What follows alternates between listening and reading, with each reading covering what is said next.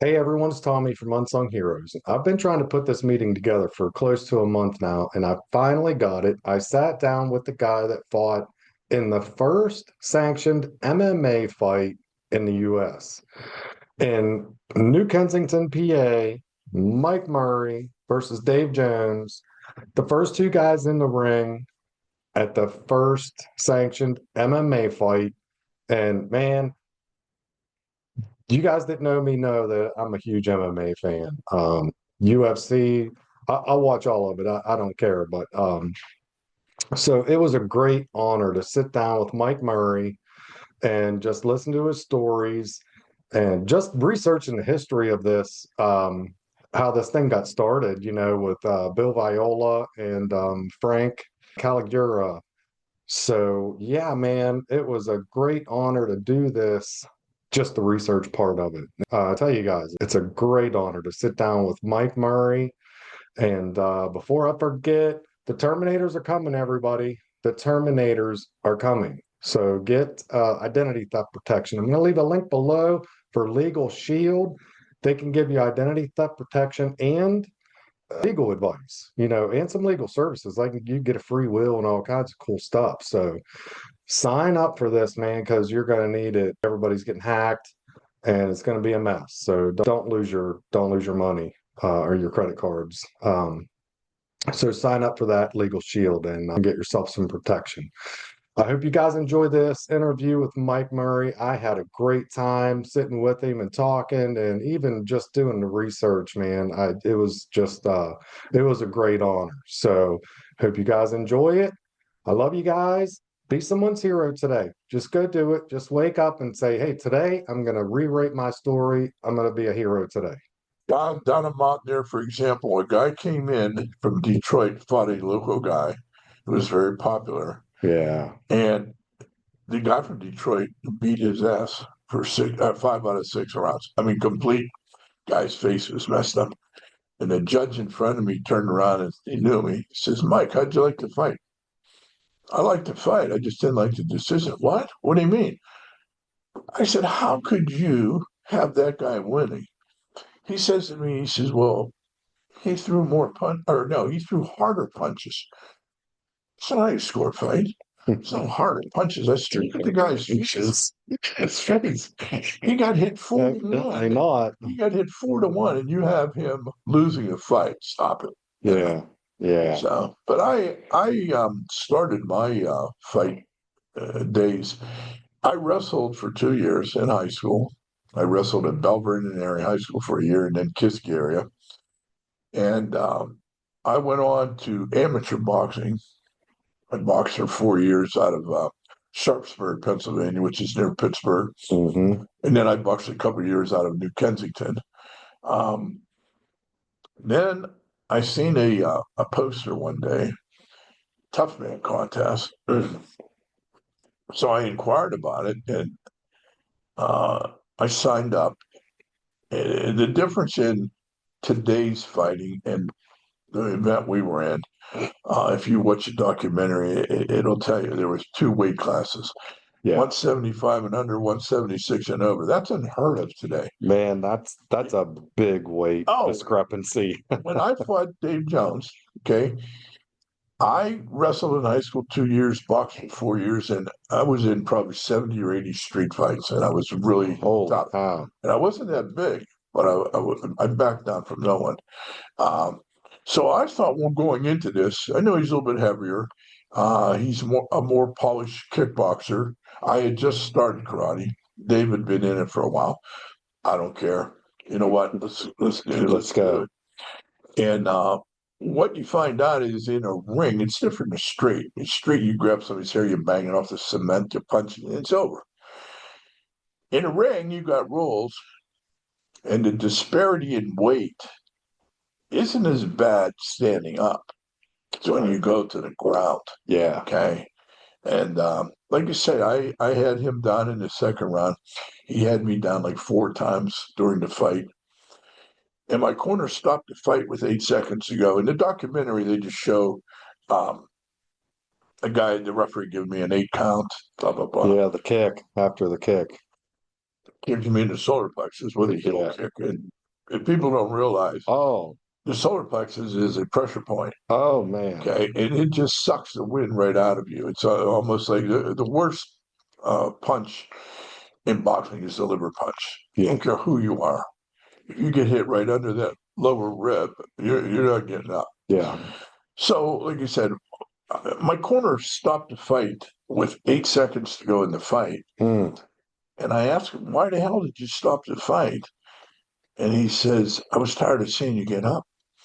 So, I did have a no quit attitude. A reporter asked me when I got out of the ring, they were unwrapping my hands, and he said to me, how do you feel? I said, how the hell do I look? I was banged up.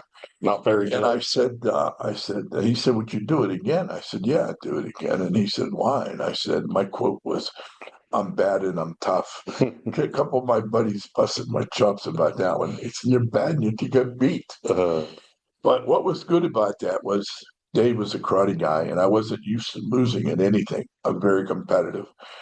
So I went on to take karate. I dabbled in it for about a year. I'm done. I was older. Probably in my, I want to say my, I started right before that fight. So 28, 29, did it for about a year or so. But then I worked for my karate instructor as a sales rep for 34 years. Oh, wow. So he says to me one day, I might have been hanging in a few places I shouldn't have been. He said, why don't you stop with that, hanging where you did here and here, and you're going to get in trouble. And he said, why don't you go back to competing? I was living in West Virginia at the time. The dojo was in New Kensington. And I said, okay. He said, but you'll probably embarrass yourself and the dojo because you don't come to practice. You don't come to train. So the first year, I was fortunate enough to win the Pennsylvania state title, first year out. And I was fighting then. I was 46. I went back. I was fighting guys in the first year and a half, 2 years. I was fighting in the regular division with 20-year-olds, 30-year-olds, and beating them. So after I won my first state title, my sensei, who is a master, he actually 10th degree grandmaster, Frank Caligura, called me in the office and he said, I want to compliment you on what you did. It was phenomenal, he said, but I think it was a fluke. So I won 4 more.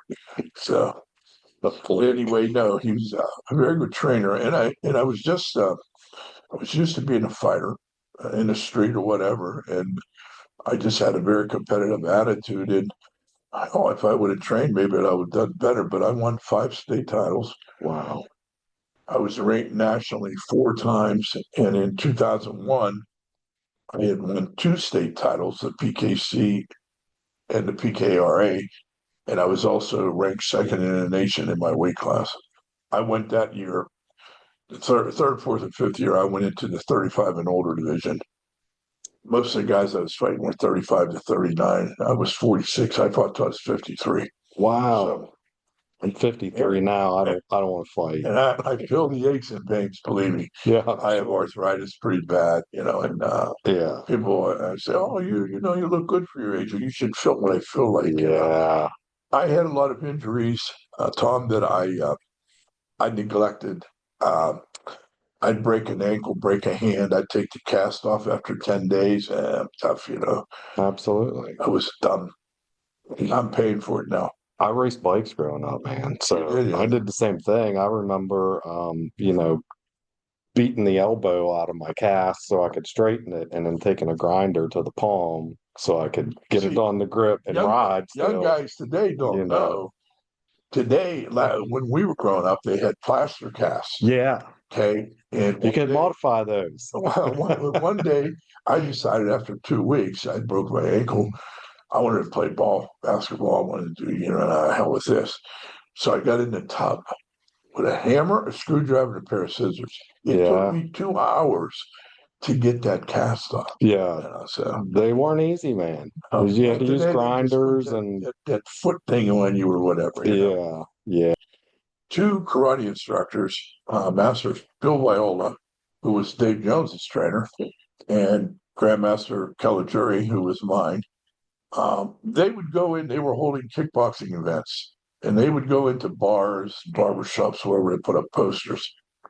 And a lot of the people in the bars were pretty much, jilted by that time, and they'd turn around and say, I know a guy would kick his ass, or this one, this one. So Frank and Bill sit down one day and says, you know what? Why don't we have a contest where we have fighters from every ilk, like boxers, wrestlers, karate, bar bouncers, street fighters, and just throw them all in together, see what happens. And they did that. And when they advertised it, the first day they had like 200 calls. And it was nuts. They had to hire secretaries to answer the phone. Wow. And they put this together. And the first MMA fights, and this is all documented, were March 20th through the 22nd at the New Kensington, Pennsylvania Holiday Inn. It was a 3-day event. And the seating capacity in that ballroom was 2,000. We had 3,500 people the first night. They had to talk to the fire marshals a little bit, bring in some extra chairs and that. But I can remember when Dave and I were coming out of the dressing room, the hallway where the rooms were, I want to say was maybe at 75 feet to get to the ring. It took us about 15 minutes to get from there to the ring because of the crowd. They were in the hallways, you couldn't get through. Wow. And we had a good fight. Dave was a better fighter. I was a more polished fighter.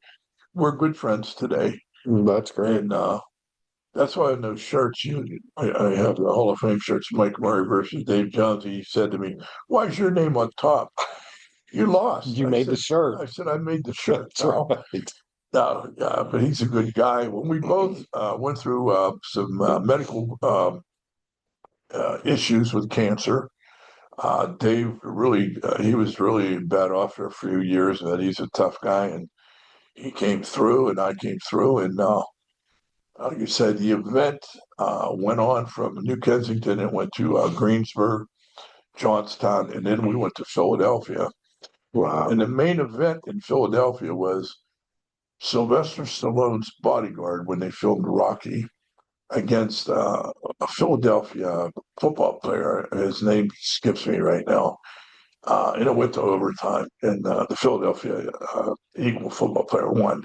Wow. But then they got banned, as you've seen in the documentary, because a promoter in Erie were putting on these shows not using safety gear. Difference was, too, they were using 16-ounce gloves, no headgear and stuff. We were using what today's MMA is, 4-ounce, but ours are called chops. Right. Those are gloves they use today, but they were 4 ounces. We were required to wear foot covers on top of our feet, and they sanctioned it if we wore headgear. So we had to have safety. But what happened is one of those guys in the other promoter's event in Altoona or Johnstown, I think it was Johnstown, maybe, he got killed. Okay. And it was so bad they said, we need some water for a corner. The promoter says, well, 50 cents for the cup of water.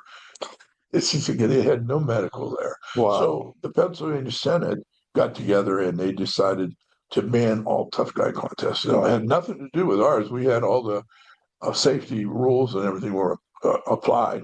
Yeah. But they did it a big swoop because what it was doing, it was taking away revenue from wrestling, pro wrestling in Pennsylvania, Pittsburgh, boxing, because this was a new sport.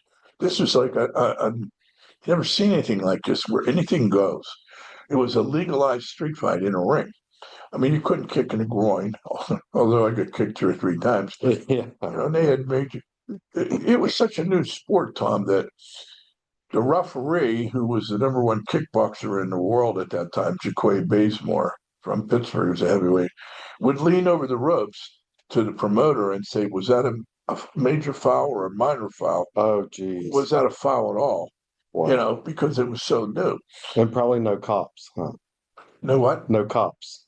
Cops at the No cups. oh no, we had jocks. Yeah, Yeah, yeah, we didn't have cups. Put a jock on in your. I had karate kickboxing pants. yeah. Uh, but yeah, I mean, it was an experience.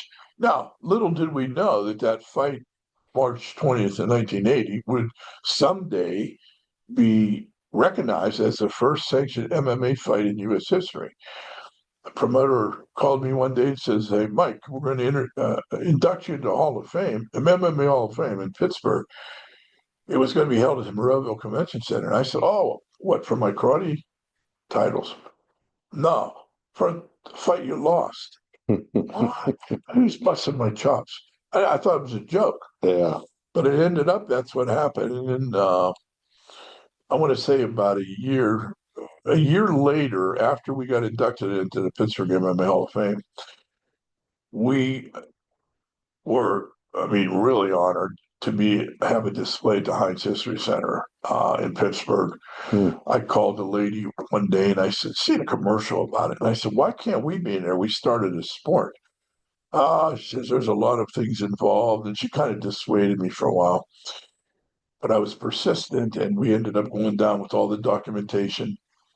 It took probably about 6 or 8 months, and she called one day and told me, she said, "We're going to open the display." And I was lucky enough to get my shirt that I wore in that fight in there, and pictures of Frank, and then speed bag that Dave used, and the poster, and um, it's right across from Franco Harrison's uniform Hmm. that he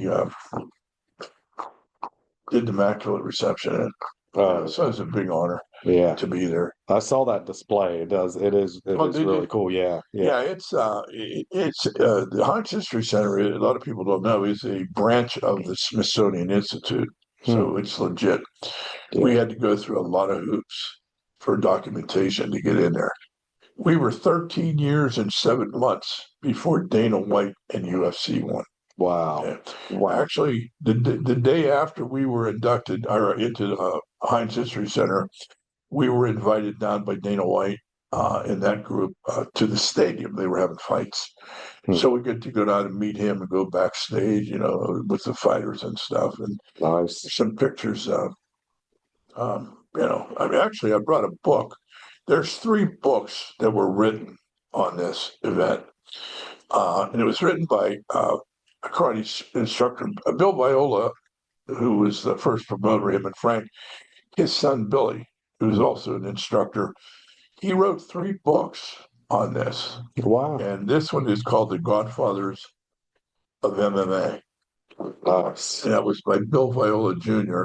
The birth of an American sport. Yeah, for Yes. sure, man. Yeah. You've seen the thing. Bill and Frank had these events not been stopped, they would be multimillionaires today. Oh man. I mean, like I've been an MMA fan long enough to where we would go to the video stores and rent VHS tapes of, Pride or K1 or whatever we could find and watch those. So whenever the UFC dropped and they started having fights on air on I don't even I think it was Spike TV or something. Yeah, I think I remember it was. Yeah, I mean, I was all over it. I watched every one, man. Like the Ultimate Fighter and all that stuff came out, and it was that took over my boxing. I used to watch the boxing, and then I'm like, I watched some of those fights, and now I can't watch Well, boxing. How see, can you watch I'm the boxing? opposite. I'm the opposite. I have an autographed T-shirt from Royce Gracie, and I have a Wow. lot of memorabilia of sports. I mean, I've been very fortunate to be friends with famous heavyweight boxers, or not just heavyweights, but Roy Jones Jr., Kelly Pavlik, Michael Moore, Spadafora from Pittsburgh. Um, and I helped out at a training camp up near California State University for a while. And then I got into promoting boxing shows with a fellow named John Canterbury. And then I went on with Jim Frio, who's from Wheeling. He's a businessman, and we do them yet. And Hmm. but a lot of people say to me, "Who's your favorite MMA fighter?" I don't watch it that much. And he said, but Well, obviously, Conor Yeah, McGregor, he's Irish. I yeah, love him. But I prefer boxing over MMA. And yeah, you would think it would be the opposite. We started the sport. No, I'll watch it on occasion, but I'm more of a boxing fan. yeah. And just the opposite with you. You started out liking boxing with MMA. Yeah, but I tell you, man, like one of my favorite things is when you get two guys in there that are really good strikers, it's just it's art to me, you know? Like I love It's a that when brutal they're sport. I mean, when you it think about is. it, It it's is. the largest, fastest growing sport in the world Yeah. right now. And my son used to go to these UFC things at bars. They would have, you'd pay to get in and they'd have the UFC fights on it. He said it was really strange, Dad. He said I would wear your shirt.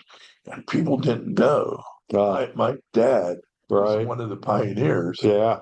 of the sport. And he would tell them, and he would get the hell out of here. Right.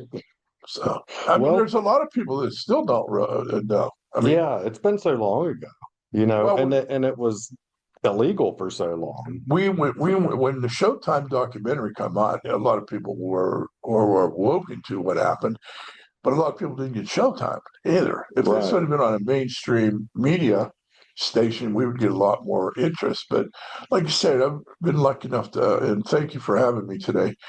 I've Oh been lucky yeah, enough it's to my pleasure. do Yeah.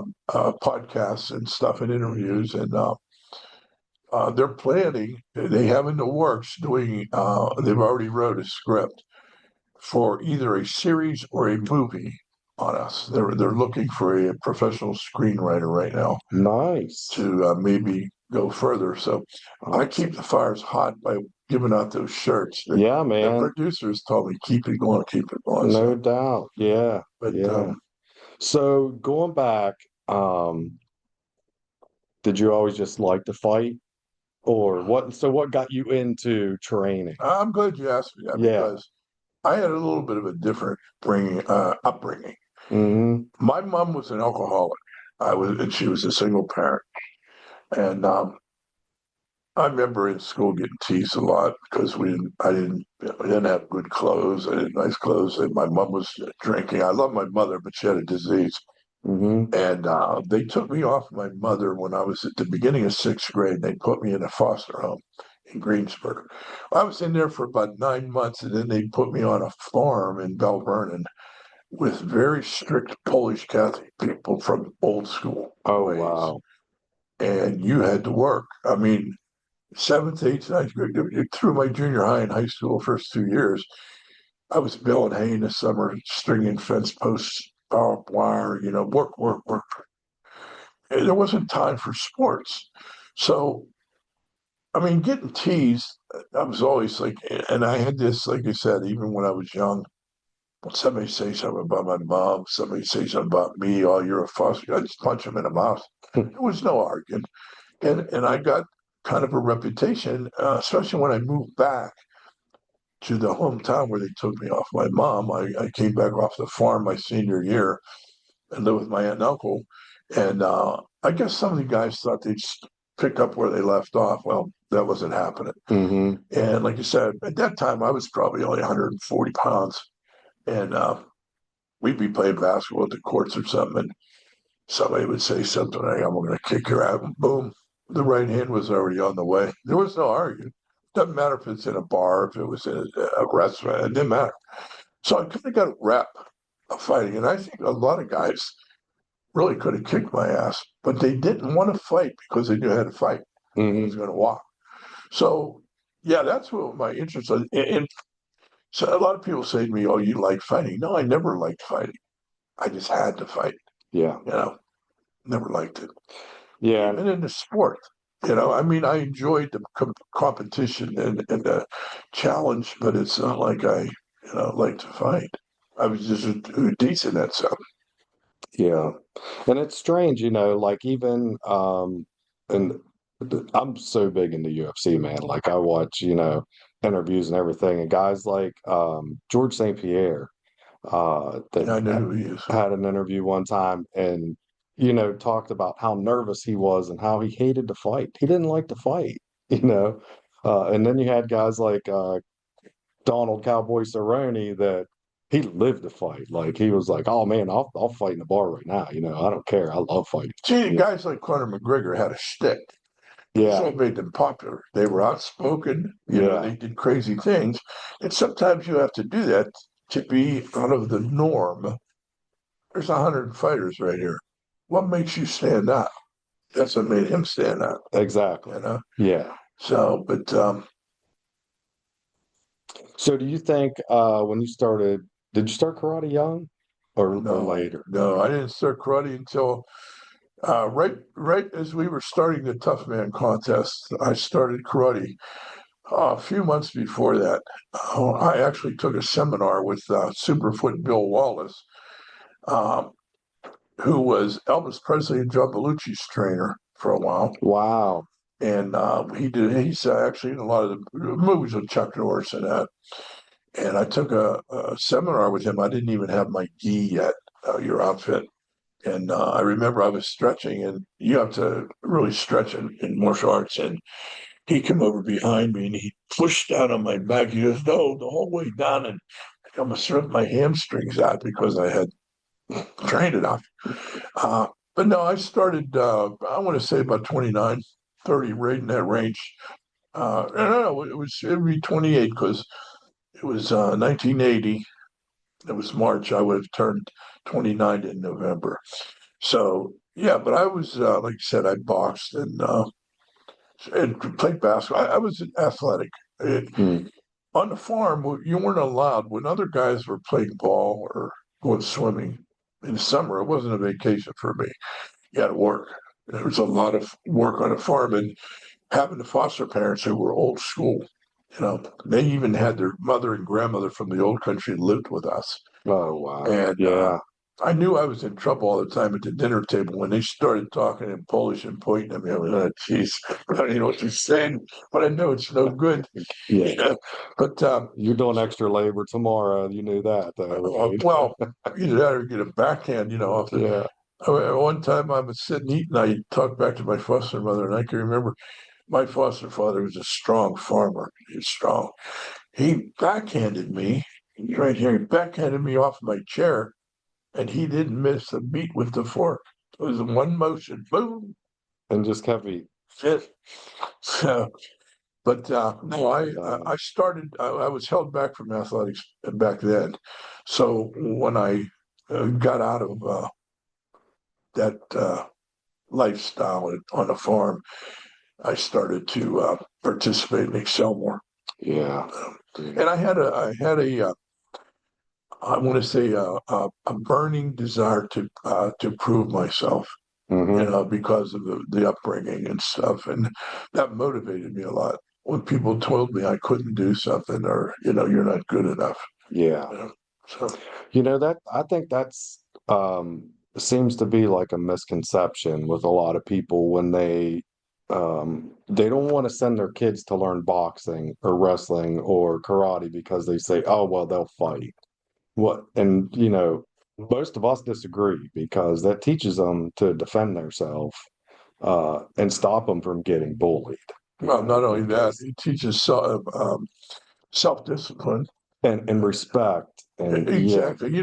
We have well, not anymore. I'm not around it, but my karate instructor, who is my very close friend, Frank Caligura, has a dojo in Lower Borough. He used to have one in New Kent and Lower Borough, but he'll have parents bring in their kids, especially these woke families the way they are now. They'll bring him in and say, I want Johnny to take karate, but I don't want him to spar. Go play badminton, go play tennis. Yeah.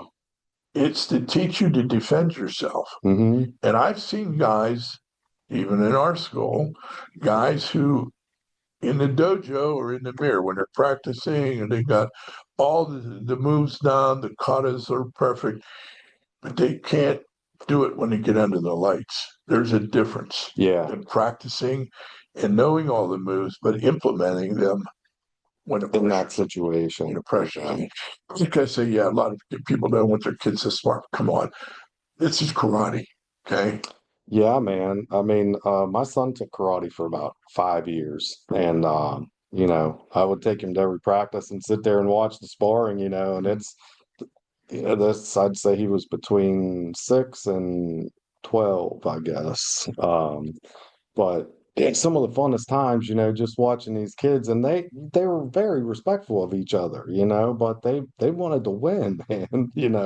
I have a younger son, Michael, who when he was 6, 7, started taking karate off of Frank and Nancy Caligura, um, my senseis, and they would ask me a couple times.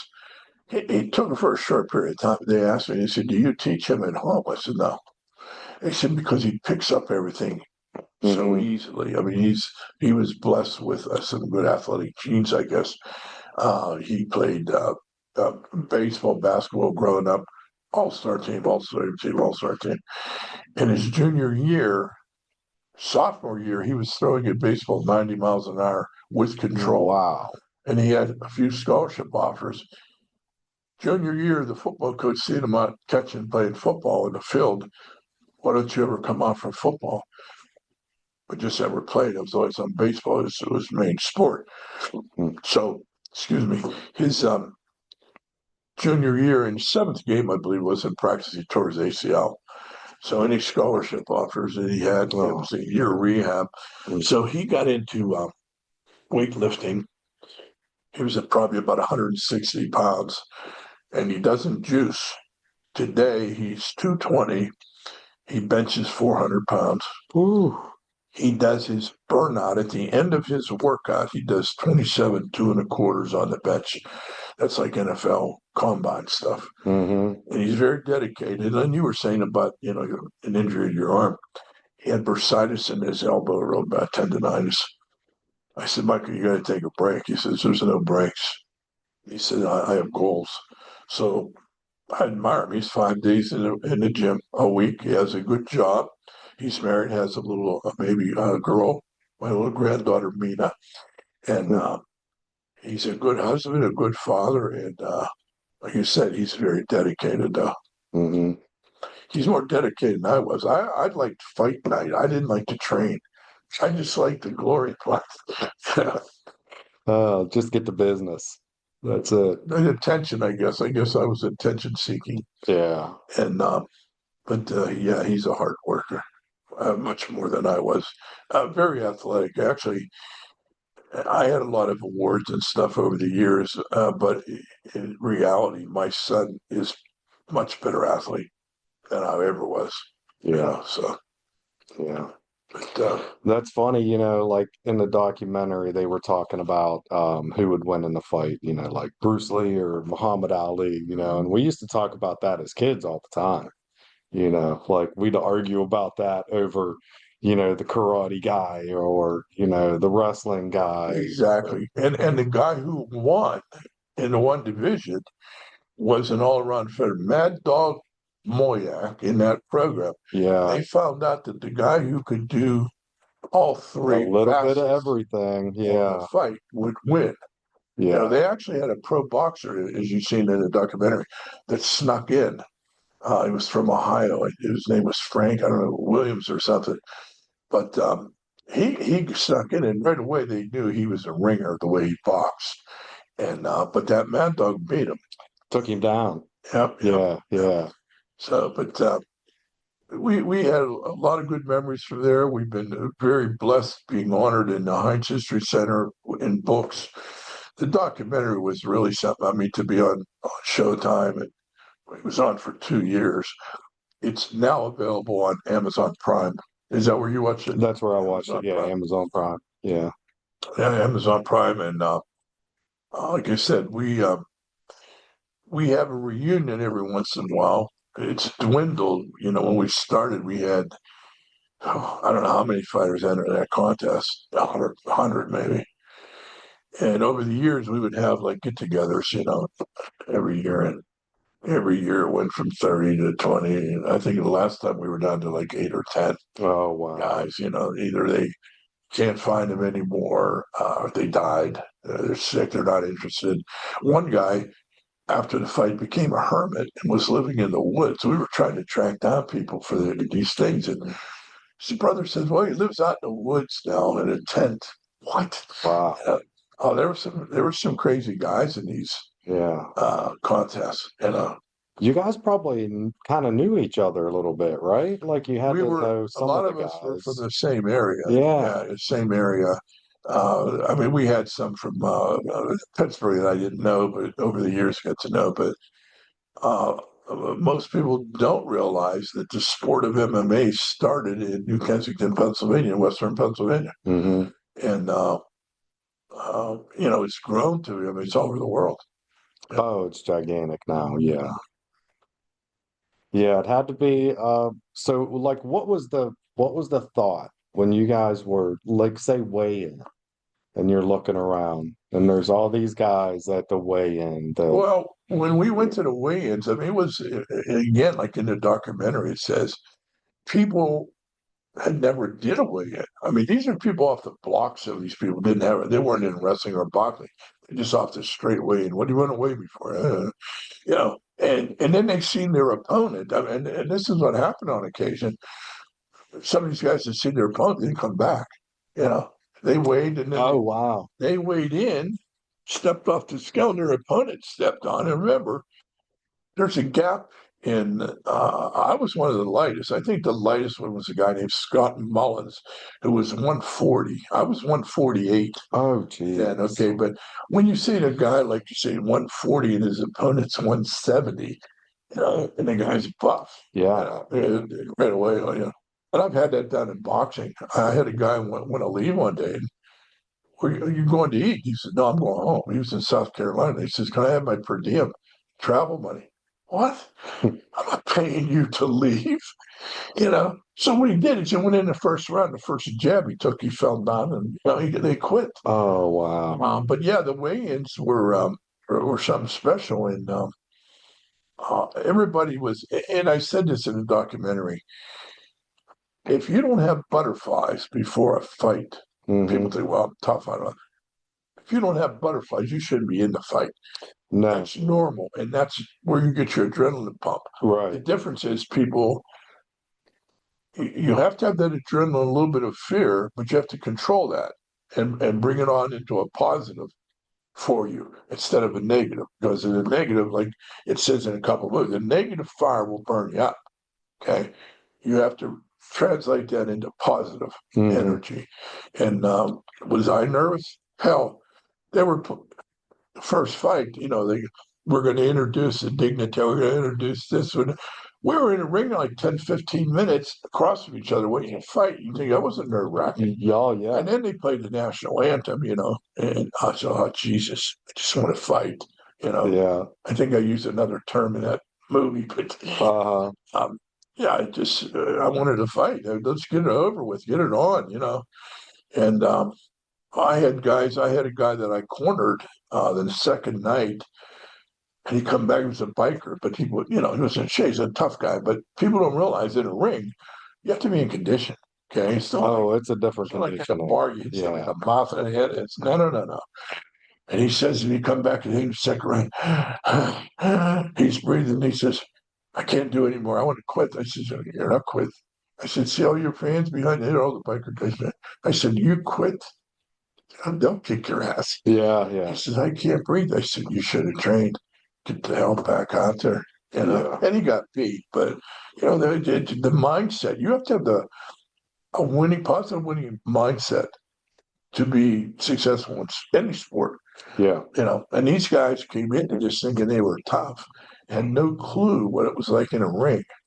6 minutes in a ring, I could play basketball for 3 hours. Hmm. 6 minutes in a ring will burn you up. That's a long time. It is.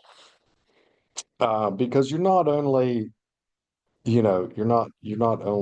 using muscles that you're not using anywhere else, but your brain is trying to work so fast, thinking of what to do, how not to get hit, and dealing with getting punched in the face. There's a little term that I always remember uh, in sports and everything. If you didn't train properly, you can fool the people around you, but you can't fool yourself. No. And in the Mm-mm. second or third round, when you can't breathe, Yeah. You know you're done because Yeah. you didn't train, you know. Yeah. I always liked Mike Tyson said, everybody has a good game plan until they get punched in the face. He even says on before every fight he was so nervous, Yeah. and he says I was walking the ring, I was nervous, but once I got to the ring, it went away. Yeah. Okay, but he was real. He one time before Michael Spinks fight, he was in the dressing room. He was so worked up, he punched a hole through the wall into Spinks's dressing room. You know, you can imagine being Michael Spinks. You have No. to go out and fight this guy, No. and his fist just came through the wall. No. You know, I had I was fortunate to meet Mike Tyson 3 times. The first two weren't that great because the first time I met him was going up the escalator after the Spinks Cooney fight, and Jerry Cooney was a good friend of mine, still is. I talked to him a few weeks ago. Going up the escalator, he was right behind me with the security guard, and I turned around and I said, "Hey, champ, shake your hand." Can you hear me or what? He didn't do anything. I said, "Champ, shake your hand." I had my hand out. He went like this with his finger across my hand, and I had a couple Bloody Marys at that time, and I said, "Are you too good to shake my hand?" And he grabbed my hand. He was one step lower on the escalator, and he was squeezing my hand like just looking at me. And I thought my fingers were going to pop. Okay. But I wouldn't give the satisfaction of Uh-huh. saying it hurt. And I was up on my toes. He went like that. And I said, "Thanks a lot." And right at the top of the escalator, one of the girls in the casino, they take pictures of you in front of monuments or whatever. She said to Mike Tyson, he says, "Mr. Tyson, would you like to take a picture with these two young friends?" I was with my best friend. And I won't say exactly what he says because I know we're on camera. But he said, "I'll bring that camera, you know." And he started going up the second escalator. I said, "You have a lot of class." Gave me the middle finger. So, and then I met him at another time in Bethlehem, PA. We were in the same row because I had ringside seats, and he was sitting alone behind somebody talking. I told my boxer buddy from Butler, Brian Minto, I says, "I'm going to go over and get a picture with him." He goes, "Murray, I'm not going to help you if you get into trouble with him." And I went over and I sat beside him. And he looked at me like I owed him money. And I said, "Hey, champ," I said, "My buddy, if there are things you won't take a picture with me, tell me I'm wrong." He says, "No, he's right." And he just glared at me. So I went like this real quick. I put my arm around him and he took the picture. And then I met him a third time in the Barovo Convention Center. I gave him one of my shirts. And he was real nice. It was a meet and greet. And Mhm. he said, "Oh, my, no one ever gave me no shirt," with that voice of his. Yeah. So, but Well, he's something else. back in I'm sure he was going through a lot of stuff back in, you know what I mean? Um, A lot of people wanted money from him, and you know what I mean? they So, robbed him blind, Don King. I yeah, mean, yeah, he was a manic depressive to begin with. yeah. Okay. Uh, Whenever Gus D'Amato died, that's where his career went sideways. Mm. He had two good managers, Bill Caton, and I can't remember the other guy. Uh, but when he got away from him, got with Don King, he robbed them blind. Yeah. I remember going to the Wheeling Capitol Music Hall to watch Mike Tyson fights. Oh, like on the screen. Yeah, on the big screen. Yeah.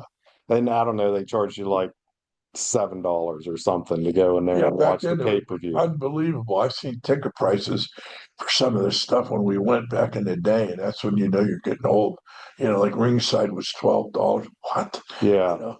Um, I just spoke with Jerry Cooney, who was I don't know if you're familiar, a little bit younger. Jerry Cooney was a heavyweight fighter, Irish heavyweight fighter, 6'7", 230 back in the 70s and the late 70s and 80s. He fought Larry Holmes, Michael Spinks, George Foreman. Hmm. He ended up his career 27-3, very well off. Quit at the right time. He can still talk real well. Really nice guy. He used to have me up to his camp in New York or Lancaster when he was there.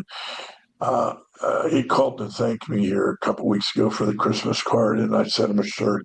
And he Nice. took a picture. It's on my Facebook. I have a picture of him up in the prime with me and him at a gym. And then I have a picture of him sitting in a recliner with my shirt on. And, he's always been a good guy, Hmm. very friendly. Yeah. So this has been a lifestyle for you, pretty much. I like sports a lot. I mean, Yeah. I spent the last 2 weeks on the couch watching bowl games and football and the debacle with the Steelers last night. But I'm a Notre Dame fan, and I'm really excited about they're going to play Penn State. And I never cared for Penn State. I grew up in Pennsylvania. I was always a Notre Dame and Pitt fan. But yeah, my fighting days are over. Though a lot of people will say, "No, I don't want to mess with this guy." I say, "My man, I'm living on my rep. I'm older now, and Yeah. I'm 73 years old." Yeah. So, Well, you don't have anything to prove. another point I'll bring up: about 6 years ago, they were thinking about a karate promoter in Erie, John Barton, good friend of mine, Master John Barton. I used to fight in his tournaments, and he was thinking about having a 60 and over division. Oh, geez, that's a bad So idea. I called my son up and I says, Michael, I says, what would you think about your dad uh, entering a contest at 60 and over division? And my son is very blunt with me. I mean, he's a good guy, but he tells it like it is. He said, Hmm. Juan, you have nothing more to prove. Yeah. You were fortunate. You did well. He says, and again, I have to watch my language here. He said, you can't walk up the steps, Yeah. cellar steps Right. without tripping, leave and go. You Yeah. know, Yeah. so but no, I couldn't do it now. I'm just, I have some arthritis and some neuropathy, and I can't make a fist good anymore. It's just so much. I've been going to a pain management center, getting shots every once in a while in the shoulders, the knees, the wrist, and it helps. But Hmm. no, I'm competitive mentally. Like growing up, I wouldn't let my son win at a game of checkers. Why don't you Right. let him win? No, He'll win when he wins. no. Yeah. Okay. Man, I agree with that. Oh, I do. Now what, sometimes it's all right, but like, how are they going to learn how to get better if you just let them win? Prime example. You know? I'm over to Weirton. It used to be the Serbian Hall in Weirton. Hmm. My friend Angelo Magnone had boxing shows up there, and I would help him. And one day it was early, and I walked across the field. They have the soccer fields there up there. All these kids in different color shirts and nets. They're playing the games. And I walked over to the guy and I said, "What's the score?" "Oh, we don't keep score." "What?" He said, "Oh, everybody's a winner. We play. They just play and then have fun. You don't have score. You don't keep score." Now, here's the problem here, and I think you know this. When everybody gets a trophy, Hmm. when you grow up and you have to compete for a job, they don't understand why didn't I get the job? You know why? Right. Because you weren't good enough. Right. Not everybody's an athlete or a star athlete. Not everybody can be a computer analyst. Okay. Some people have to work in a factory. It is what it is. Okay. But you don't keep score. So you give this kid a trophy the same as the guy that excelled? Nah, Yeah. I'm No. old school. I No, don't I do that. agree. And then when these kids get to high school and they try out for the high school basketball team or Mm. whatever it is, and the parents are mad because they're sitting on the bench, Why aren't you playing my but son? You know why? Because he's no good. because he's It's not good. that's it. Yeah. I mean, you have to be blunt sometimes. Yeah, Johnny man. just isn't good enough to play. Okay. Yeah. So And there's something for everybody. We all have some that's kind right. of whatever you want to call that calling that we're supposed to do. So everybody has it, but sometimes people just don't find it, and sometimes people don't want to find They it. bring up their kids too soft anymore too. Yeah, Okay. man. Yeah. You know, oh, and undisciplined. Okay. Whew. The kid's over here kicking the chair in the restaurant, crawling under the table. Now stop it. Oh, come on, honey. Now stop. In my Yeah. day, you'd have been drugged by the hair. Yeah, Not outside. not that you liked it, but you didn't do it again. Yeah, You know, yeah. And you have to have that line, you can't cross that line into abuse, but you have to let your kids, you have to put a little bit of fear in them, at least like getting that, hey, stop it. that's right. So they know, there's a different tone in your voice that they're like, oh crap, I better not do We were that. talking about participation trophies. James Harrison, who played for the Steelers, his kids would participate in whatever sport they were doing, and they would get a certificate of participation or a trophy for participating. And on the way to the car, he says, throw that in the garbage. He would make his kids throw those in the garbage. He said, you didn't win, but you participated. You didn't win. You're not getting a trophy for that. And I admired that. And Yeah, so yeah. I mean, it takes a lot of work, man, to succeed at anything. It takes a lot of work. it's the mindset. You Um, have to have the right mindset. If you go into something thinking you're going to lose, like, for example, when I play a lottery number or something, people say, oh, I'll never win. Why the hell are you playing not then? now, Well, why are no. you playing? Yeah, When I play, I expect to win. I'm not spending my money to play a number or match six or something to lose. yeah, Well, I'll never win. Well, maybe you should stay home and not play. That's the way I think. yeah. Yeah. So Yeah, I think that goes with everything in life too. We have to have a positive attitude, about everything you're exactly. doing, because if you don't, what's the sense in doing it? You know? I was not to change subject, but I had 3 years ago, right around this time, I contracted COVID. And, with the tough guy mentality, I stayed home in bed for 3 weeks. Hmm. I'm all right. I'll be all right. I'll be all right. Well, I called the doctor, got a script. It didn't work. I called him back. He said, well, just write it out. Well, I almost wrote it out.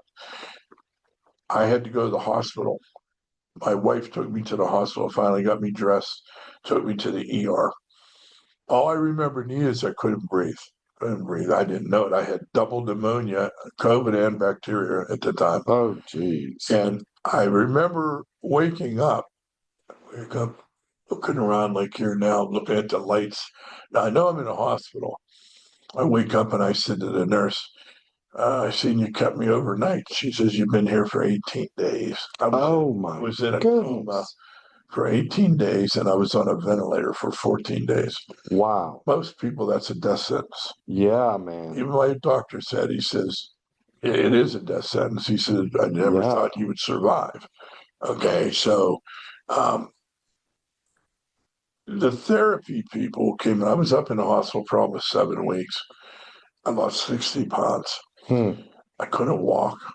That's when I developed neuropathy in my feet. So this was kind of a joke that they send these therapy people in. And I said, okay, Mr. Murray, let's see if you can get up and sit on the edge of the bed. I know you're going to start slow. I try to always speed the process up though. So we did that, and he said, "See if you can stand up." Okay, I stand up, and I said, "Well, how long you want me to stand? How long can you stand?" I said, "Tell me. I'll stand as long as you want me to stand." Hmm. And now I'm a little shaky. I said to the person, I said, after a few sessions, why don't you give me the walker and let me walk, start walking? Oh, no, you're not ready for that yet. I said, what kind of therapy are you giving me where you're making me just sit up on the edge of the bed? Let me start exercising and learning to walk. Hmm. Not ready, not ready, not ready. So finally, you know, they said to me one day, okay, take the walker and see if you can take 2 or 3 steps. I went from here through that doorway out into the hallway, and even the nurses and aides were clapping, okay, I know. And I turned around and I said, I can't believe that you did that. I said, that's what champions do. I said, I told you the whole time I could do it. You wouldn't let me try. So when I got home, they had a home nurse come a couple times a week, and they would exercise me. After the second time, they would get out, they'd come in and say, Mike, get your walker and let's do our rounds through the living room, kitchen, sit down, stretch your legs. So the third time they come, my son had come up to take care of me with my wife. And uh, I told my son, I said, throw that walker on the yard. What, Dad? Don't throw it on the yard. It's a mental thing. Hmm. I started walking, holding counters.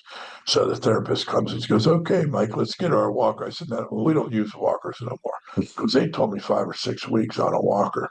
It's 8 days. Okay. It's a mental thing. Yeah. Okay. Now, was it hard? Yeah, it was hard. Yeah. My legs were weak, atrophied everywhere. I had to come. I have a boxer, a heavyweight boxer from Pittsburgh came out, and he moved furniture and everything, so I would have a walkway at first. Um, he actually helped me get a shower. And I told him I'm wearing my gym trunks too. Mike, man, I said, I'm wearing my gym trunks, so you don't have to worry. But he helped me get in the tub. I couldn't even lift my leg up over the tub. Wow. He washed my hair for me, and Wow. so he was a good friend and brought me out. He's an Italian guy. He brought me out CDs and meatballs, enough for like 3 people for 3 days. Yeah. But you remember people like that. There's a lot of people always say, if you need anything, it's a Yeah. figure of speech for a lot of people. Yes, it is. And he was Yes. always there. He was always there. Him and my wife took care of me, brought me back. My wife's name is Elisa, and she brought me back. And my son came up from Virginia, and he helped me. My first doctor's appointment, I was coming off the front porch, and I said, Mike, I said, here, let me lean on you to go down the stairs. I couldn't even go. So he picked me up like I was his bride after getting married. Picked me Wow. up, he's big, strong. Picked me up and carried me to the car. You know, he carried me out of the car, put me in a wheelchair. So I had a lot of help, kind of recovering. Hmm. So, but 60 pounds later, and I thought, well, you know what? When I get up to 185, 190, that's where I want to be. I'm cutting this off. Shut it off. Yeah, yeah. I'm 215. Yeah. So, It's hard, man. We like, you know, my wife, she's tiny. But we like to snack at night. We make some homemade pizza or whatever, mhm. and so it's hard. How does she like not working now? Oh, she loves not Does working. she? Is she going to Oh, help you with your business? yeah, yeah. This is what we're gonna do. It was nice because whenever I would need something, if I called up to Dr. Croissant, well, Dr. Croissant I always called her the prison warden, the Romanian Shimaka. She was always hollering at me about something because I questioned her a lot Uh-huh. during COVID. Put a mask hold way up. Hold it. I said, no. I said, you're ridiculous. And she would, and if you know her, She's tough. she is. She said to me, she goes, I said, you as a doctor, you should not even believe in this stuff. I said, a mask is porous. But COVID is a microorganism. It goes right through the mask. I says, and touch 6 feet. Oh, wait, you're only 5.5 feet. Am I safe? I said, it's so ridiculous. It says, Michael, we are not going to So, discuss this. This is she telling me. yeah, So one this day is what you're gonna do. I got her so mad. I said to her, I says, I have a high IQ. And I says, and I think you do too. And she stopped. She goes, well, then you should use it. And, she was like really about not touching, not breathing.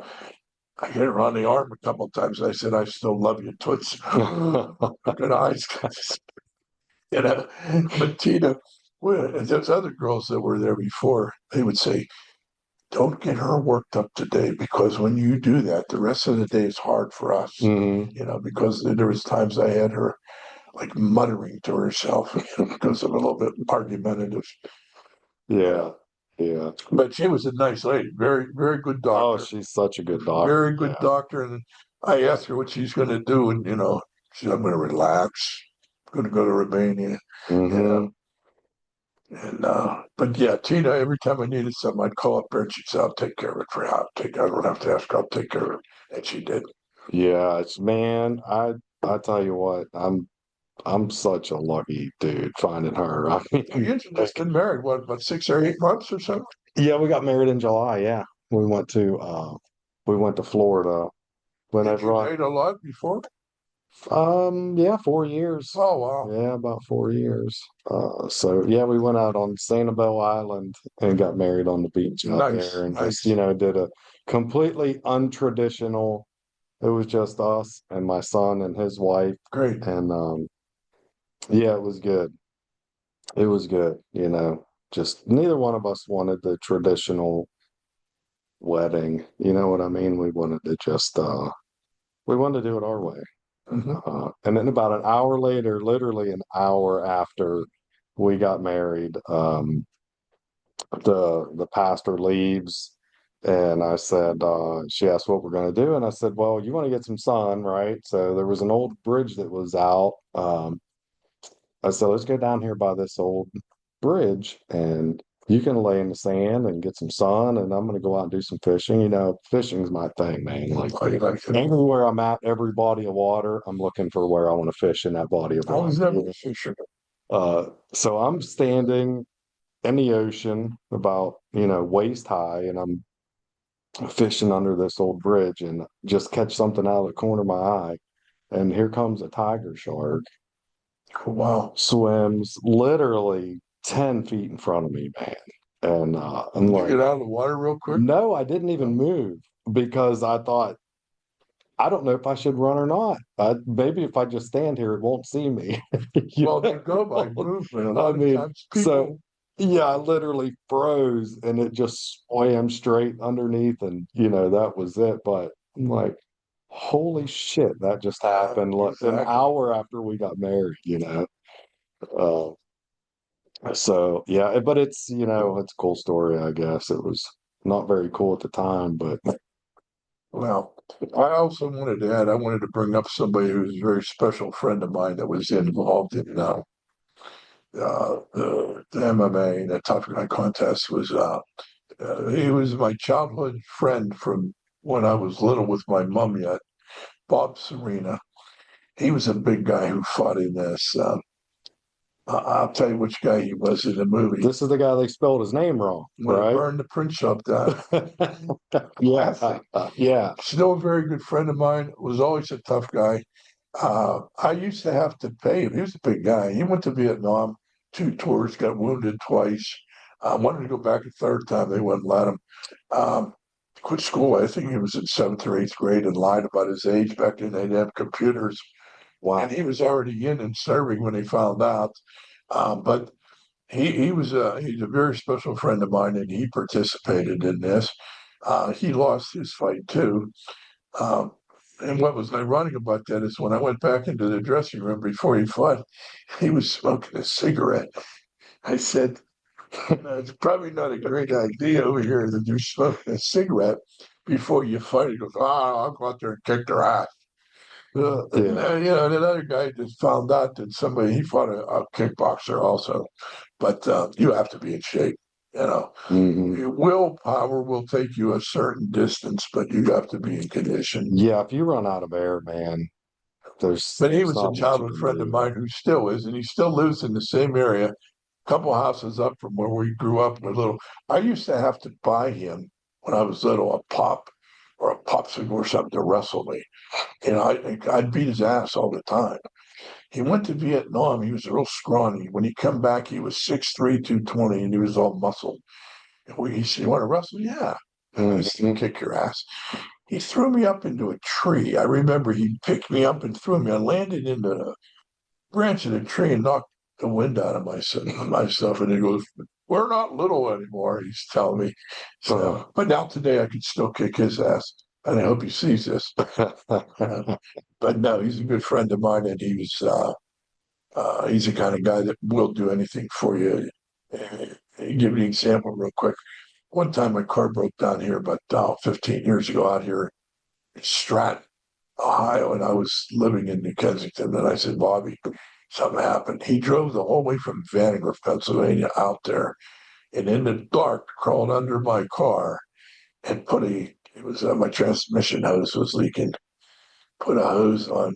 That's a friend. Yeah, that's a friend. Yeah, yeah, And didn't want no money. yeah.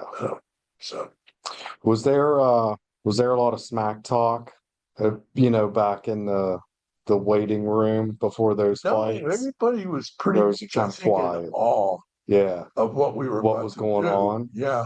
No, there was well, you seen the smack talk I had in the hallway. Yeah.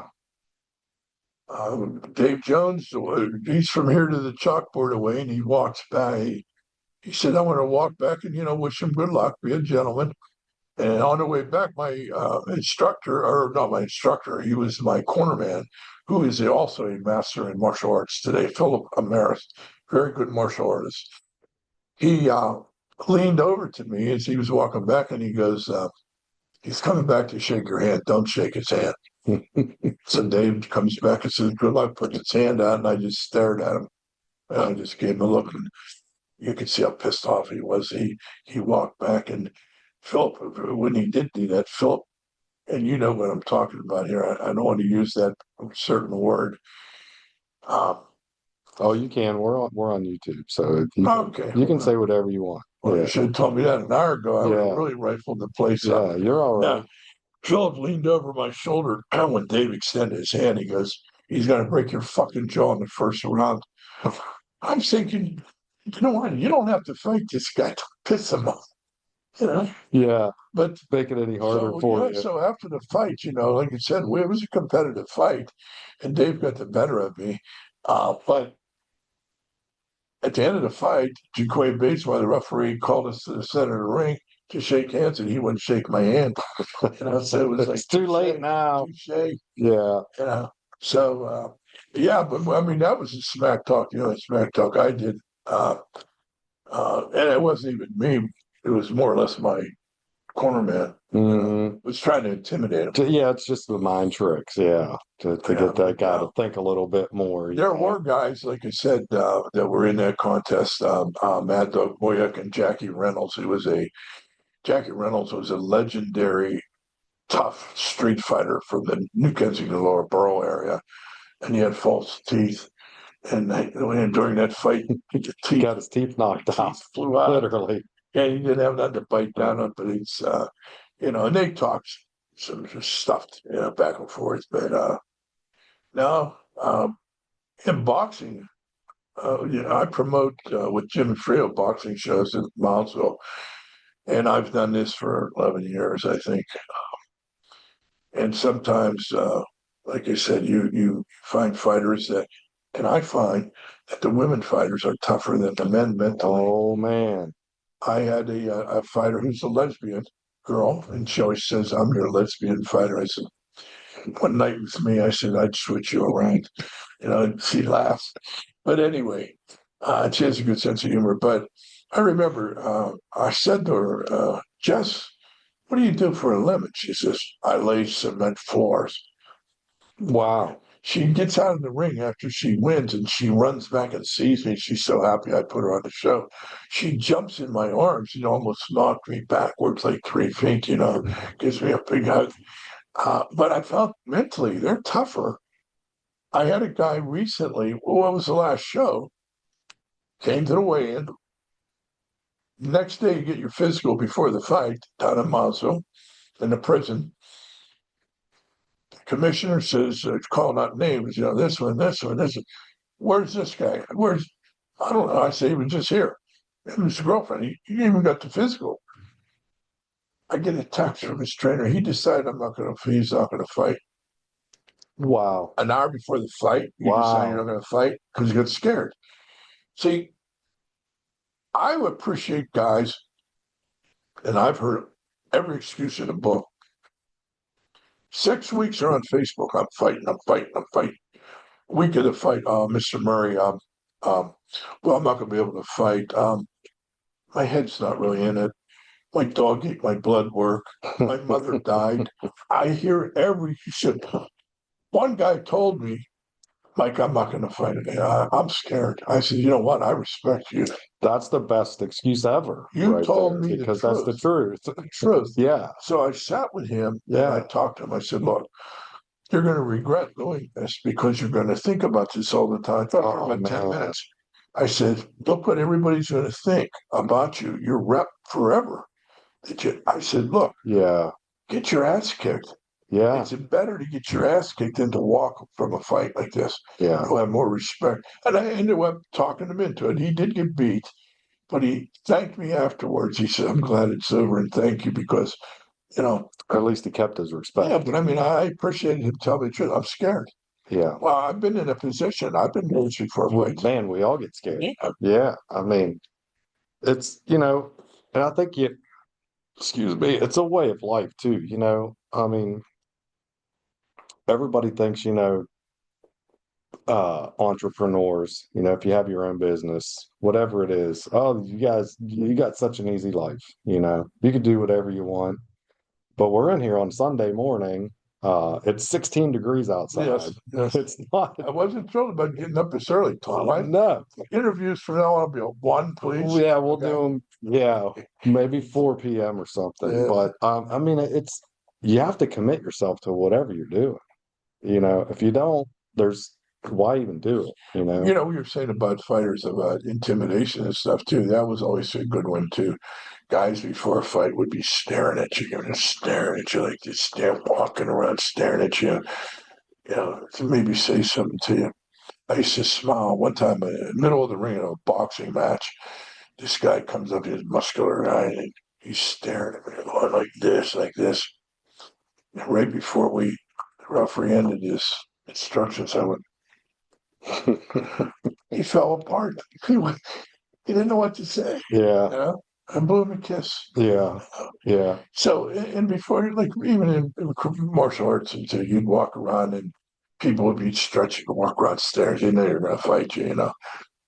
That bullshit's out the window yeah. because when the whistle blows or the referee says fight, all the gamesmanship's over. You got to do what you got to do. And my motto was when I fought in any sport or anything that I played, I'm coming at you. Stop me. Okay, Hmm. that's it. Yeah, You may beat me, and I'll shake your hand and be a good sport, but I'll never be a good loser. And I yeah, always taught my son that there's a difference between being a good sport and a good loser. A good sport is a guy that shakes a guy's hand and say, good match, let's do it again. yeah. A good Yeah. loser is a loser. Because if you want to be a good loser, you are a loser. You should never enjoy losing, but you should be No. a good sport. Yeah, absolutely. And that's the greatest thing, man. When you see a really good fight, and those guys go over and shake hands and hug and Mhm. they're Especially when they they're smack talk the whole time 3 weeks before. before. Yeah, I Yeah. mean, And real now brutal stuff too. yeah, You know, now they're probably gonna go train together, and have a beer together or whatever it that's what is. we did. When You got I it all on out. the basketball courts at Vandergrift, I mean, I got in fights all the time, and I'd slam a guy's head off the cement, and we'd fight, and then get up, and he'd come over and say, "Man, ball's good," and you'd shake him, and you have a beer. You know, not today. You get shot. You Yeah, know, you can't. yeah. You don't have fist fights anymore. No. No, it's really strange. It's a different time of smack talk on social media, you know, and then that's all you have. Like it's very strange. Don't get me started on some because again, here's another thing. And it's something when you have your son, your youngest son, telling you that, what are you doing? Arguing with somebody on Facebook. And he said, what's going to happen is you're going to get in a fight. Someone's going to kick your ass, and I'm going to have to come up and kill somebody. I'd be on there with politics, okay, over the Trump. And I'm a Trump guy. I don't care who. I'm Trump. Trump. Okay. I'd be arguing with people, and back and forth, and hey, I'll kick your ass. Hey, I'll give you my address. I'm doing this kind of my sense of what the hell are you doing? I'm the father. He's the son. He's teaching me. Right. Shut up. He said, you're not going to change their mind.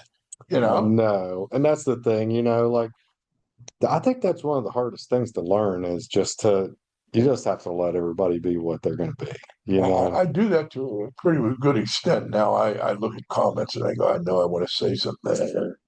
Yeah, Leave it just keep go. going. Yeah. Yeah. Because, and there's people out there that they just want to cause trouble. They like that. They want to see you getting mad and You being tell who I argue with a lot during the before and after election was the actor Rob Reiner, who was meathead on All in the Family. Oh, He geez. is a flaming woke liberal. And he would make these comments and he'd get me so pissed off. And I would hit him on Instagram. I'd hit him back. And right after the election, I said, "Hey, you woke liberal." I said, "Boom. My boy won in the landslide. When are you leaving the country?" So, I mean, I'm thinking, probably isn't even reading this shit. Yeah, yeah. Then nobody's leaving the country, let's face it. It's all talk. Well, De Niro and somebody else said they're going to Canada. Well, why do you have to broadcast it? Just go. Just You go. know, we don't Yeah, care. it's But you're okay. an actor. Yeah. You know what? Actor like Taylor Swift endorsing an Oprah. Who cares?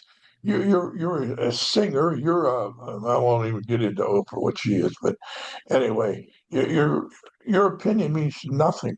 You know Hmm. about what they tried all this in this election. They had Beyonce, Taylor Swift. It didn't help. Okay, people were fed up with the way People the are fed country up, was man. read or Yeah, run. we're fed You up. know, And, there's no better country, dude. I mean, let's no. face it. If there was, all the immigrants would be trying to get into that country, not this Our country. country has become weak, though, Yeah. soft under this administration. They let in, I truly believe, and I believe, and I don't want to get into politics, but I believe Obama's been running this country for 3 terms, him and some minions behind. This guy couldn't run a Cub Scout pack, okay? And they let in all these immigrants and illegals without vetting them, okay? And they were trying to destroy our country from internally. And a lot of people don't realize this. The Roman Empire back in the day was in the world, they were the strongest. They fell from within. Hmm. No outside army beat them. Okay. And that's what's going to happen in this country if President Trump does not take charge and get these terrorists out of here, get our military back to strength and common sense, let the police do their job. Yeah. I, and I try not to talk a lot about politics, but defunding the police is one of the dumbest things I've ever heard in my life. Any politician who voted for that should be banned from politics. That, You're in California, you're allowed to go in with a computer. You're still, as long as it's under $800, it's good. yeah, Why can't we do that here? Why, I think I'm going to Kroger's shopping today. I mean, this is how nonsensical that was. yeah, You can just yeah. go and looters. And I got in an argument with somebody the other day on a computer. He said, "You're the kind of guy that believes in loot and shoot." I said, "I do. If you come into my store and you start looting or breaking, I'm going to shoot you if I had a store." It's concept. Everything has to have a deterrent. If someone is setting fires and breaking into your store and you shoot about a dozen of them, what Mm. happened? The next guy It'll will stop. think twice, maybe. That's right. Yeah. You have to have a deterrent. You know, I think the police need more funding.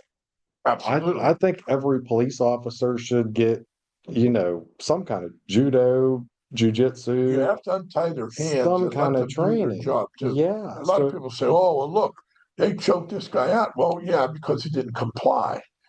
When you're arrested, shut your mouth and comply. Don't fight with a cop. You're not going to win. I taught my son that too. I said, "Michael," and I'm waiting for him to tell that because I can be argumentative at times, but I said, "Look, even if you think you're right and a police officer stops you, you shut your mouth and you go to the hearing or whatever you have to do because and fight it there. you are Just, not going to win in the street with a no, cop." no, just fight it there. And, there's, it's going to be in every aspect of life too. Yes. You 1 out of 100, this is the big percentage. 1 out of 100, you're going to find an asshole, Oh, and it doesn't matter. It's a cop, it's a mailman, it's the cashier at the grocery store, it's whatever. Pick it. So if you get that 1 out of 100 cop, you can't blame the rest of them for it, or the rest of them. I'm very outspoken, and I was in Lowe's a couple weeks ago, and I'm somebody not always right, obviously, but I'm a strong in principle, and conviction, and I wanted to check out, and they said you have to go. The only checkout with a clerk is the whole way down in the lumber area. I'm at the service desk. I mean, you can't check out this one item here. I paid my bill. I wanted to, on my credit card, I want to pay the bill. No, you'll have to go down there. So I go walking down there. And I asked this guy, I says, hey, can I check out here? He said, no, you can check out the self-checkout. I don't want to do that. He says, I said, I don't know how to do it. I know how to do it. I don't want to do it. He says, I'll teach you how. I don't want to learn. I said, first of all, it's not my job. I don't work at Lowe's. He says to me real smart. He goes, I don't want to even want to hear that again. I said, well, you're going to hear it again. I says, you want me to buy a product here? You want me to go up and scan it myself and bag it myself? What the hell are you here for? Okay. I don't work here. So, and then I got a lecture about that from a couple of people. They said, Mark, you're causing trouble. Not causing trouble. They want you to do that so they can eliminate these people's jobs. Okay. And then now anymore, when you go to a baseball game or a football game, they don't take cash. This is another joke. They want you to have cashless society. You know why? Because they can track everything you're doing with that debit or credit card. And they're eliminating jobs. Okay. Just like the turnpike. We used to have toll takers. Yeah. They're gone. Not now. They're gone. Yeah. Everything is going AI. And I think it's good in some facets of life, but they're trying to take over. You just sort got to scan, give it here, got to put it. The dollar won't go in the machine. Jesus. There's a lot of things have changed for sure, And we were talking about this a couple weeks ago about the 80s, and how simple it was. I was born in 71, so um it just seemed like everything was so much simpler, Like, when you hear people say we used to leave our doors open at night, and I yes, we remember did. in the Yeah. 70s, we had screen doors on it. We left. The You didn't screen have to door lock was your door. open. Somebody walked your house, you kick her ass. That was Yeah. it. Well, the big door was open. The screen door you left shut with the screen, so you could let air in all night. Hey, and the hook, the Right. little hook. I mean, that was easily if somebody wanted to get in. Yeah. But yeah, there was no common sense. But again, you're going to probably think I argue with everybody, but maybe I do. I go to the thing the other day, and I'm buying a bottle of wine. All right, I'm 73. I like to think I look like I'm 12, but I'm not. I don't. The lady's just going to see your ID. Yeah. Are you fucking kidding me? Come on, common sense here. Well, it's our policy. I don't care about your policy. You're making me take out my license to show you I'm over 21? Really? Yeah. They demand us to. And then It's the law now. the lady tells me, I says, the buzzer goes off when somebody's going out without paying. Somebody's stealing something. We don't bother them. What? What am I missing here? She says, we're told if they go outside with the buggy, once they're outside the door, we're to leave them alone. What kind of society are you Wow. brought up in where you let a shoplifter take a buggy out without paying? Just go. You know, if you approach them, when they get fired. The Kroger's. Do you believe this? Wow. Okay, I used to do when I was younger. I did loss prevention at Kmart and Gold Circle. I walked around in regular clothes like I was shopping, and I would catch shoplifters. And I often told this story. If they were a pretty girl, they got off. Don't do it again. But by the way, what is your number? No, I mean, but I had guys that told me go fuck myself. I grabbed them going out the door. One guy put spark plugs in his boot, and I got him at the car, and he tried to close the door. I said, "You can walk in, or I'll drag you in. It's your choice."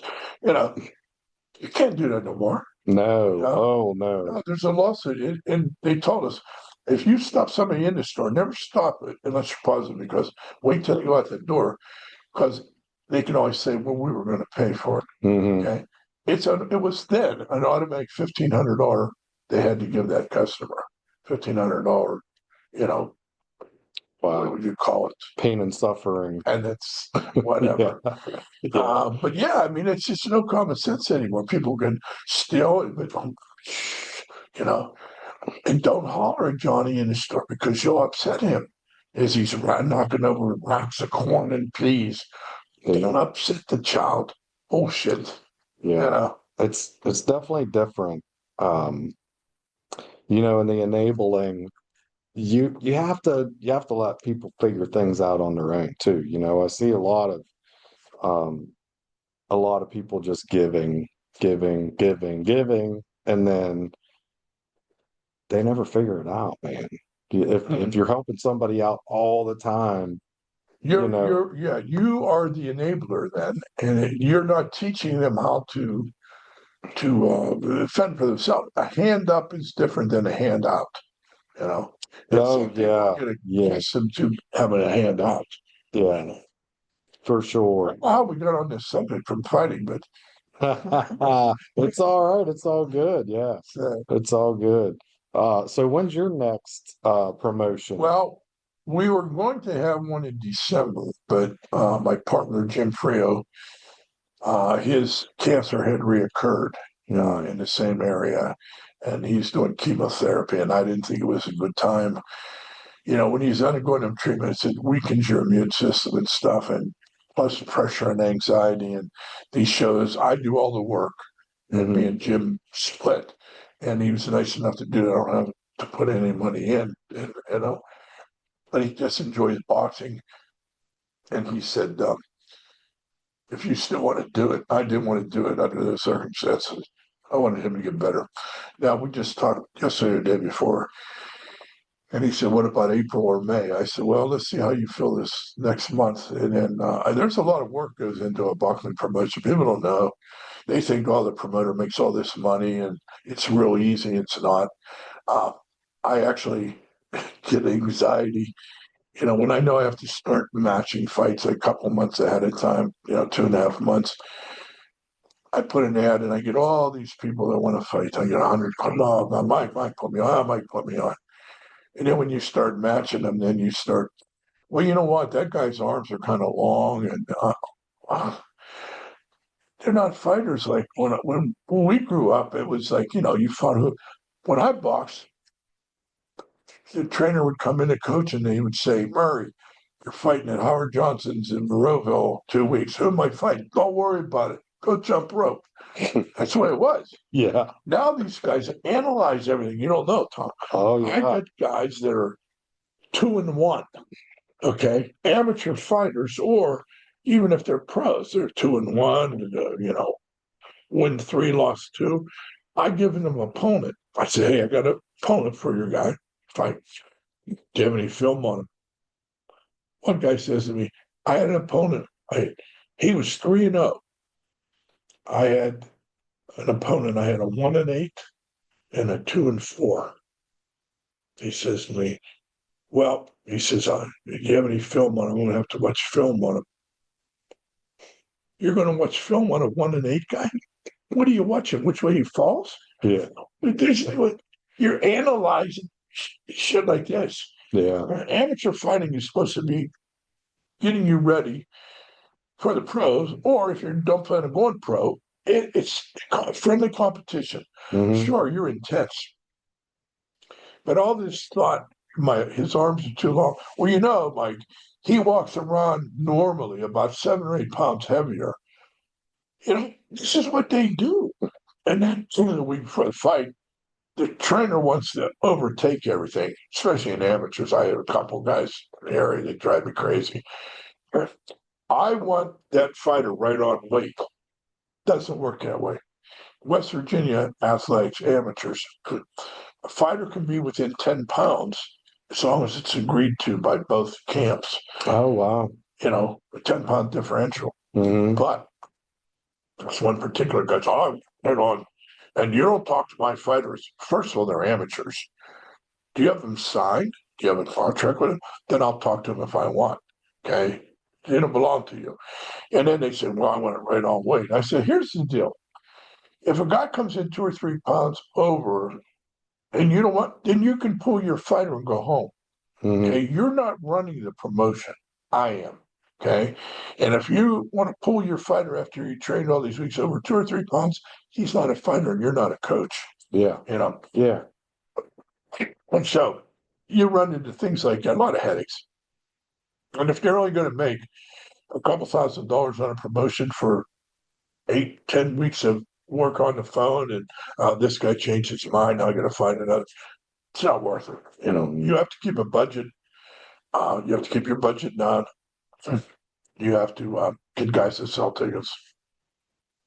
I've been very lucky on all the promotions. We always made money. You know, I cut the budget from one guy who had it at $24,000, and it was mostly amateurs, a couple of pros. You know, I cut it down to 11,500, 12,000. Okay, and we were making nice buck. Hmm. You know, each. Plus we had the alcohol.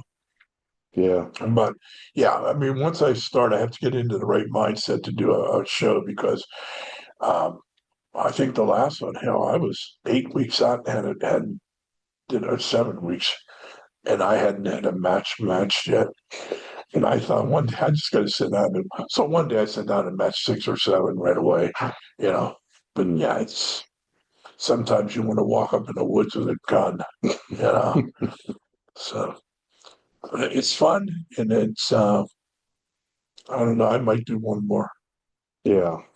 Well, I hope so. I'd like to see it. Well, you'll have comp VIP passes, you and Tina. That'd be amazing, Okay. man. I'd love to. Yeah. And I want to thank you for having me over today. Thank you for interviewing, and I'm flattered. Yeah. Just another shout out to my instructor, Grandmaster Frank Caligura, 10th degree Grandmaster, and Grandmaster Bill Viola, son Billy, for doing the books, and and Jefferson County Chamber of Commerce for this for the building and the nice team. room. That's right. And thank you for recognizing me Yeah, and thank all of you, man. us. I appreciate Okay. it. Yeah. Thank you. It's been awesome. Thanks. All right, man.